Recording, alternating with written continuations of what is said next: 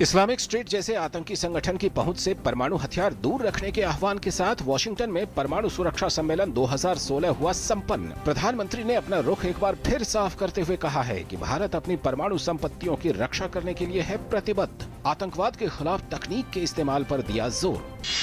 विश्व के नेता परमाणु आतंकवाद के खतरे से निपटने के लिए मिलकर काम करने पर सहमत। वॉशिंगटन में परमाणु सुरक्षा सम्मेलन को संबोधन में अमेरिका के राष्ट्रपति बराक ओबामा ने ISIS के खात्मे की जताई प्रतिबद्धता। ओबामा ने 102 देशों द्वारा किए जाने वाले परमाणु समझौते को जल्द अमल में लाने का जताया भरोसा।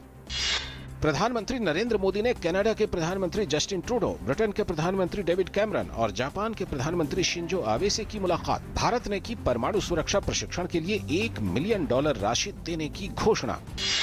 3 देशों की यात्रा के अंतिम चरण में प्रधानमंत्री नरेंद्र मोदी सऊदी अरब के दौरे के लिए रवाना।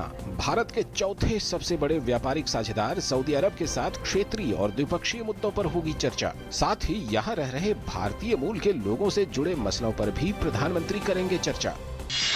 भारत ने जैश-ए-मोहम्मद प्रमुख मसूद अजहर को संयुक्त राष्ट्र सुरक्षा परिषद समिति में आतंकियों की सूची में न डालने पर जताई निराशा। मसूद अजहर हाल ही में हुए पठानकोट हमले के साथ ही भारत में कई अन्य आतंकी हमलों का है मास्टरमाइंड।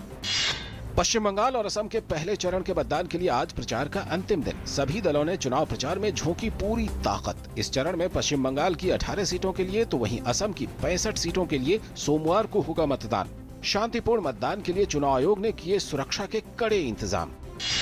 केंद्र सरकार ने भारतीय राष्ट्रीय राजमार्ग प्राधिकरण तथा सड़क परिवहन और राजमार्ग मंत्रालय के तहत चल रही राष्ट्रीय राजमार्ग और पुल निर्माण परियोजनाओं की सुरक्षा समीक्षा का दिया आदेश। केंद्रीय मंत्री नितिन गडकरी ने कहा कि प्राधिकरण और मंत्रालय से जारी परियोजनाओं की फिर समीक्षा करने को कहा गया है ताकि किसी भी हादसे को टाला जा सके।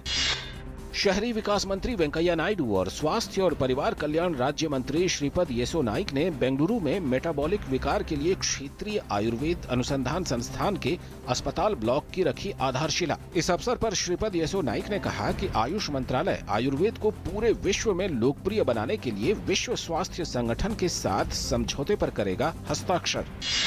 भारतीय बैंकों से 9,000 करोड़ रुपए के कर्ज की मार झेल रहे किंगफिशर एयरलाइंस के मालिक विजय माल्या आज प्रवर्तन निदेशालय के समक्ष नहीं होंगे पेश। विजय माल्या ने प्रवर्तन निदेशालय के समक्ष पेश होने के लिए मई तक का मांगा समय। गौरतलब है कि विजय माल्या ने बुधवार को सुप्रीम कोर्ट में बैंकों का कर्ज लौटाने का प्रस्ताव रखा है।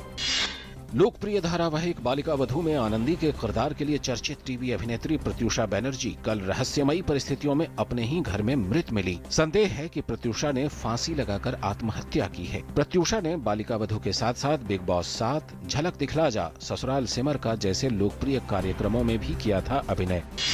महान गायक और संगीतकार बड़े गुलाम अली खान की आज जयंती है। उनकी गिनती भारत के महान गायकों और संगीतकारों में होती है। खान साहब की आवाज में सरगम और मिठास थी और हर ताल को वो आसानी से निभा लेते थे। खान साहब ने 1960 की फिल्म मुगले आजम के लिए 2 बेहतरीन गीत गाए थे। खान साहब को संगीत की सेवा के लिए संगीत नाटक अकादमी पुरस्कार और 1962 में पद्म भूषण से भी नवाजा गया था।